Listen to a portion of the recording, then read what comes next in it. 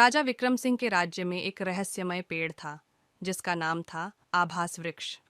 इस पेड़ की एक अजीब शक्ति थी जो सुनने वाले को उसकी कहानी में खो जाने को मजबूर कर देती थी।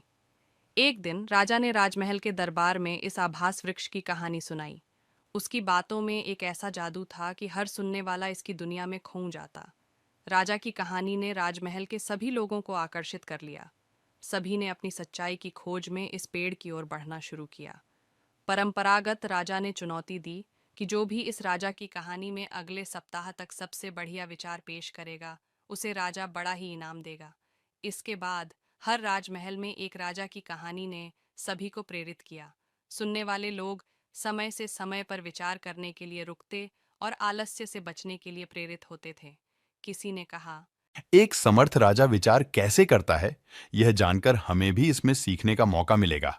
एक और ने कहा, एक और अगर हम इसमें सफल हो गए तो हमें राजा की कहानी से भी बड़ा इनाम मिलेगा। हर कोई अपने विचारों की गहराइयों में खो जाता और सप्ताह के अंत में एक युवक नामक विद्यानंद ने अपने विचारों को सबसे अच्छा साबित किया। राजा ने उसे बड़ा ही इनाम दिया और सभी लोगों को आभास वृक्ष की कहानी से बाहर निकलने का समय दिया।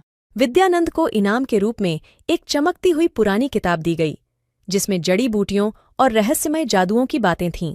इस पुरानी किताब ने विद्यानंद की दुनिया को और भी रंगीन बना दिया।